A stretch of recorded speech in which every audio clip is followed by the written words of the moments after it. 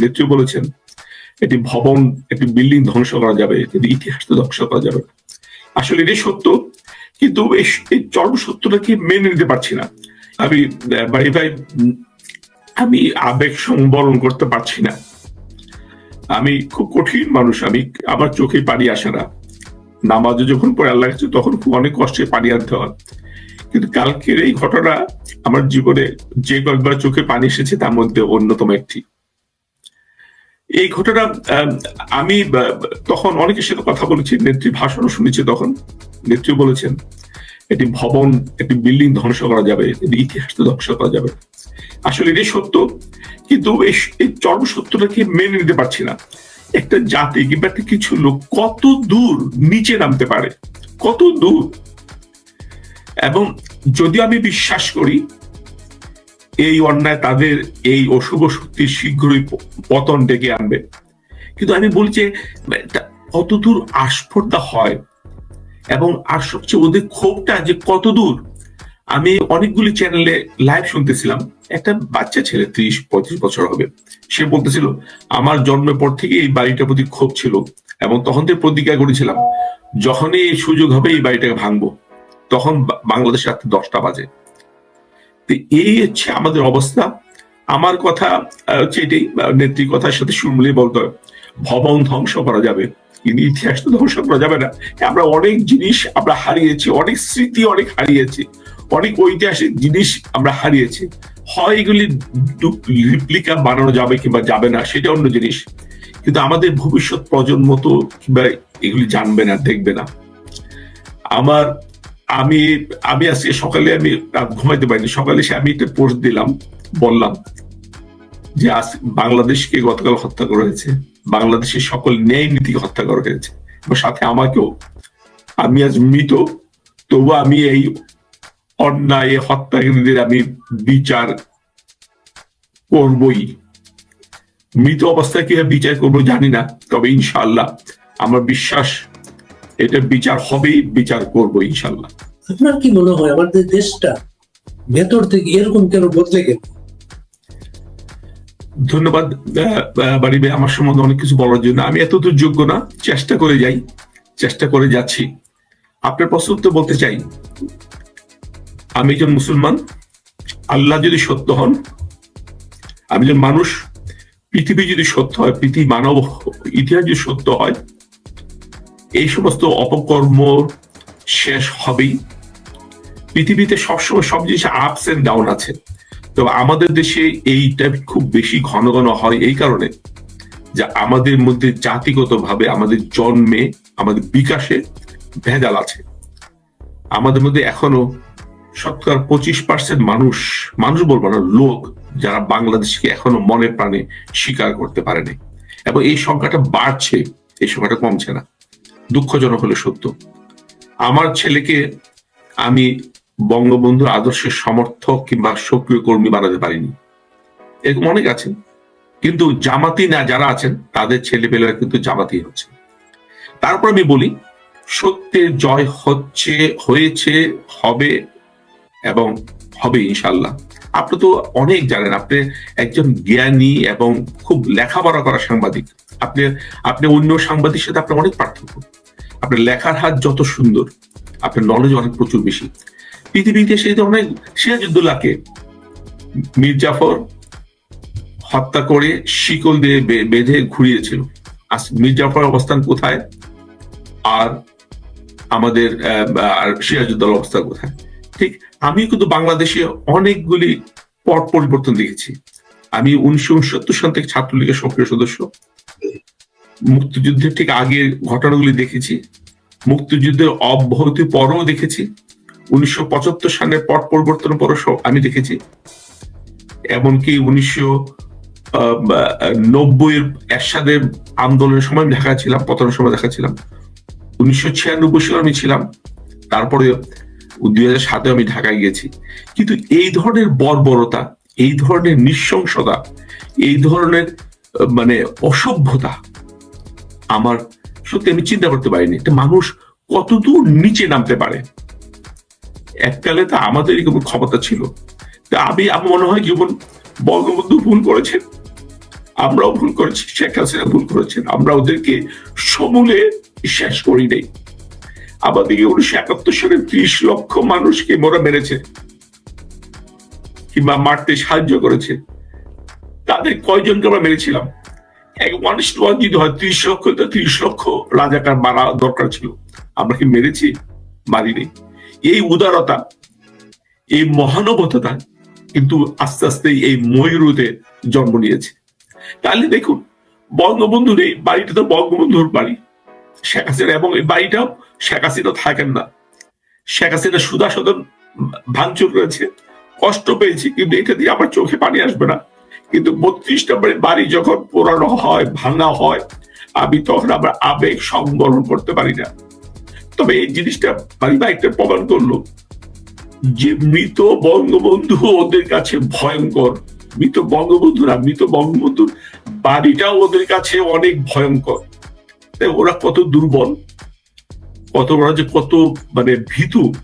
ইনশাল্লাহ আমি বিশ্বাস করি এখন আমাদের কৃষ্ণপক্ষ চলছে, আমরা এইটাকে অতিক্রম করে আমরা বিজয়ী হব ইনশাল্লাহ। আর যদি না হতে পারি তাহলে আমরা পাকিস্তানের মতো থাকবো। পৃথিবীর অনেকগুলি দেশ 40-এর দশকে 50-এর দশকে স্বাধীন হয়েছে, দেখেন তাদের অবস্থান কোথায়। তাদের মধ্যে সিঙ্গাপুর কোথায়, মালয়েশিয়া কোথায়, ইন্দোনেশিয়া কোথায়, কোরিয়া কোথায়, ইভেন আফ্রিকা কতগুলি, বোতসোয়ানা তারা কোথায়, আর পাকিস্তান কোথায়, সোমালিয়া কোথায়, আফগানিস্তান কোথায়। তাই আমাদের কাছে দুইটা অপশন আছে। আমাদের কাছে আমরা কোন দিকে যাব? আমরা পাকিস্তানের দিকে যাব, না সিঙ্গাপুরের দিকে যাব, না বোতসোয়ানার দিকে যাব, না নাইজেরিয়ার দিকে যাব? তাই আমি বিশ্বাস করি, মুসলমান হিসেবে বিশ্বাস করি, মানুষ হিসেবে বিশ্বাস করি, আমি যেমন কাজ করবো আমি সেই ফল পাবো। আমরা কিছু লোক, আমি বলি না আপনাদের মতো, আপনি একজন সাহসী মানুষ, ইচ্ছা করলে আপনি থেকে অনেক কম গুরুত্বপূর্ণ সাংবাদিকরাও অস্ট্রেলিয়াতে বাড়ি কিনে আছে, আপনি জানেন, আমিও জানি। আপনি কম্প্রোমাইজ করলে কিংবা একটি নীতিহীনতার জিনিস করলে আপনি অনেক কিছু করতে পারতেন। আপনি কি কষ্ট করে চলেন, কিভাবে চলেন, আমি তো আপনার সঙ্গে পরিচয় হওয়ার পর দেখেছি। তাই বলি কি আপনি ব্যর্থ, আপনি কি সমাজে আপনার নাম ইতিহাসে লেখা থাকবে। আর আমি সাংবাদিকতা বললাম, আমি শুধু সাংবাদিক না, আপনাদের অস্ট্রেলিয়া অনেক ইঞ্জিনিয়ার, অনেকের ডাক্তার, অনেকের ইভেন ডিজি হেলথের ড্রাইভার মারলে কেউ বাড়ি আছে। আপনিও ভাড়া বাড়িতে থাকেন, আমিও 7 বছর যাবৎ ভাড়া বাড়িতে থাকি, খুব কষ্টে চলি। আমি যে গেঞ্জিটা পরে আছি, এই গেঞ্জিটার বয়স 35 বছর। আলহামদুলিল্লাহ আমি কোনো ইনফিনিটি কমপ্লেক্সে ভুগি না। আল্লাহ আমাকে সম্মান, ইজ্জত, টাকা পয়সা অনেক দিয়েছে, কিন্তু আমরা কখনো পাপের দিকে পা বাড়াই না।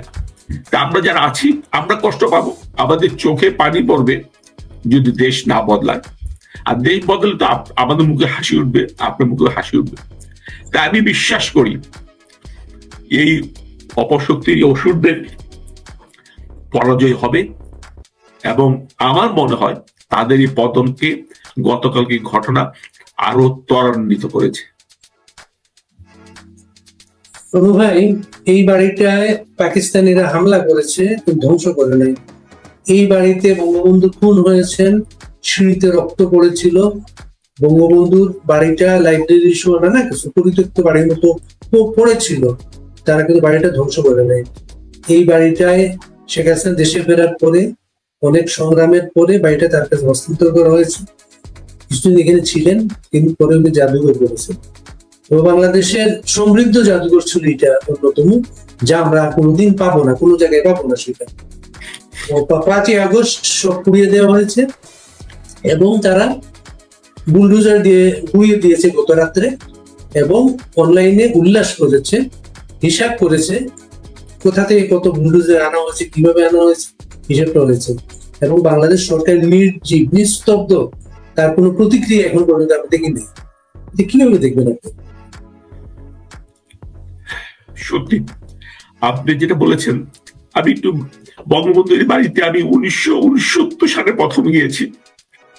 ছাত্রলীগের সভাপতি নুরুল সিদ্দিকী আমাকে বঙ্গবন্ধুর কাছে নিয়ে গেছিলেন ওই বাড়িতে, বঙ্গবন্ধু জেল থেকে ছাড়া পাওয়ার পরে। আমি ক্লাস 5-এ বৃত্তি পরীক্ষা ভালো রেজাল্ট করেছিলাম। তারপরে আমি ওই বাড়িতে শেখ কামাল ভাইয়ের থ্রোতে অনেকবার গিয়েছি। আমার বাসাও খুব কাছে ছিল, হেঁটে 15 থেকে 20 মিনিট লাগতো। স্বাধীনতার পরেও মার্চ মাসে অনেকবার গিয়েছি, মুক্তিযুদ্ধের পরে গিয়েছি, স্বাধীনতার পরে গিয়েছি, 15 আগস্টের পরে 13 নম্বর গিয়েছি, তারপরে তো বঙ্গবন্ধু জাদুঘর হওয়ার পর অনেকবার গিয়েছি, আমরা ছেলেদের নিয়ে গেছি, অনেকবার গিয়েছি। এই বাড়ি নিয়ে আমাদের অনেক শত্রুরা অনেক অপপ্রচার করেছে। একটি ছোট্ট কথা বলি, আমি তখন ওমানে থাকি, একজন ডিপ্লোমা ইঞ্জিনিয়ার বলতেছেন, এটা 1987-88 ঘটনা। জানেন আপনাদের নেতা কত বিলাসী, ওনার বাড়িতে তো ওনার গার্ড রুমে এসি থাকতো। আপনি এই বাড়িতে কখনো গিয়েছেন? আপনি না না না আমি ধানমন্ডি থাকি। কি ধানমন্ডি থাকলে বলে আমি রাস্তার সামনে দিয়ে গিয়েছি। ইন্সপেকশন যে আর্মিতে গার্ড, পুলিশে গার্ড যেটা থাকে, সেই গার্ড গুলো ইন্সপেকশন হোল থাকে, একটা ছিদ্রি থাকে। উনি যেহেতু এসি কাজ করেন তখন ওমানে, এবং তখন বেশিরভাগ ছিল উইন্ডো টাইপ এসি। এসি লাগাতে হলে বাংলাদেশে ছিদ্রি রাখা হতো রুমের ভিতরে, সে মনে করছে ওইটা দিচ্ছে এসি রাখার জন্য। মানে ওই বাড়িটাতে কোনো এসিও ছিল না, এমন সাধারণ বাড়ি ছিল। ওই বাড়িতে অনেক ইন্দিরা গান্ধী সহ অনেক রাষ্ট্রপ্রধান ওই বাড়িতে গেছেন, খেয়েছেন, ইভেন মিশরে আনোয়ার সাদত। এত সহজ বাড়ি, এত সিম্পল বাড়ি, এবং বাড়িটা ধীরে ধীরে অনেক কিছু উন্নত করা হয়েছে। তারপর বললাম 1975 সালে ঢাকা শহরে কমসে কম 3-4 হাজার বাড়িতে এসি ছিল, বঙ্গবন্ধু ওই বাড়িতে একটি এসিও ছিল না।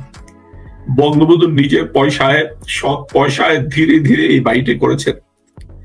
এবং বঙ্গবন্ধু, আপনি বলছেন 75 সালেও সামান্য ক্ষতি হয়েছে, গুলিগুলি হয়েছে, কিন্তু এত হয় নাই। তারপরও অনেক সময় পেয়েছে, হয় নাই। এবং নেত্রী ইচ্ছা করলে যদি ওনারা যদি আর্থিক লালসায় থাকতো, ধানমন্ডি 32 নম্বর মূল সড়কের কাছে, মিরপুর রোডের কাছে, সাউথ ফেসিং লেক পারের বাড়ি, এই বাড়িটা যদি ওনার অ্যাপার্টমেন্ট ডেভেলপার দিয়ে অ্যাপার্টমেন্ট যদি বিক্রি করতেন, এখনকার দিনে 6টা অ্যাপার্টমেন্ট যদি হতো, প্রতিটা অ্যাপার্টমেন্ট 20 কোটি টাকা বিক্রি করতে পারতেন। কিন্তু বঙ্গবন্ধু স্মৃতি জাদুঘর করার মতো এই ধানমন্ডি ছাড়াও বাংলাদেশে ঢাকায় অনেক জায়গায় স্থান ছিল। বঙ্গবন্ধুর কন্যারা অর্থলোভীরা বলে ওই সমস্ত বাড়ি না নিয়ে এই নিজেদের পৈতৃক এত লোভনীয় বাড়িটা ছেড়ে দিয়েছেন এই কারণে যে বঙ্গবন্ধু যেমন জানতেন, বঙ্গবন্ধু কন্যারাও জানতেন এই জাতির চরিত্র। কোন কারণে যদি ওরা ক্ষমতাচ্যুত হন, অন্তত এই বাড়িটাতে যেন ওরা হাত না দিতে পারে। কিন্তু বাড়িটা সরকারি সম্পত্তিটা, সরকারি বাড়ি না, ওনাদের ব্যক্তিগত বাড়ি ট্রাস্ট করে দিয়েছেন। মানুষ কত দূর, আবার সরকারের সম্মতি তো আছেই। আমি দেখলাম শেষের দিকে কিছু আর্মি এসেছে, সবকিছু পিনাকি একদিন আগে নোটিশ দিয়েছে, আপনার সে জনকণ্ঠের রিপোর্ট এসেছে ওই বাড়ি আক্রমণ করো। তারপরও এই সরকারের মন্ত্রীরা উস্কানি দিয়েছে, এই সরকারের উপদেষ্টারা উস্কানি দিয়েছে, তারপরও এই বাড়িটাকে রক্ষা করার জন্য এই সরকার ন্যূনতম প্রচেষ্টা করে নাই, উল্টা মদত দিয়েছে। আমি আবার নেত্রী ভাষায় যখন বাড়ি ভাঙ্গা শুরু হয়েছে তখন নেত্রী বলেছিলেন, বাড়িটা উনি খবর পাচ্ছেন, ভাষণ দিচ্ছিলেন, বাড়ি ধ্বংস করা যাবে, ইতিহাস ধ্বংস করা যাবে না, ইতিহাসের বিষয় ধ্বংস করা যাবে না। একদিন বাঙালি জাতি যদি সত্যি সত্যি যদি সৎ ভালো জাতি হয়, এর প্রতিশোধ নিবে ইনশাল্লাহ। আর যদি আমরা যদি পাকিস্তান নাইজেরিয়ার মতো হই, আমরা যদি আমাদের মধ্যে সততা ন্যায় নীতি পরমন না থাকে, আমরা ওই অবস্থায় থাকবো আজীবন। তাই বাড়ি ভাই, আমি মনে কষ্ট পাচ্ছি, আমি জীবনে কখনো এত কাঁদি নেই। আপনার সাথে কথা বলছি, আমি জানি এটা সৌজন্যতা বিরোধী, কিন্তু আমি কন্ট্রোল করতে পারছি না। আমাকে মাফ করবেন, আপনার দর্শকদের কাছে ক্ষমা চেয়ে নিচ্ছি যে এই জিনিসের আমি তার জন্য আমি জীবনে কখনো লিখিনি আমি মৃত। আমি আজকে লিখতে বাধ্য হচ্ছি আমি মৃত, আমাকে মেরে ফেলা হয়েছে, আমাকে হত্যা করা হয়েছে, কিন্তু মৃত নই, এই হত্যার বিচার করবে ইনশাল্লাহ, এই বিশ্বাস আমার আছে। একজন মুসলমান হিসেবে বিশ্বাস করি, একজন মানুষ হিসেবে বিশ্বাস করি।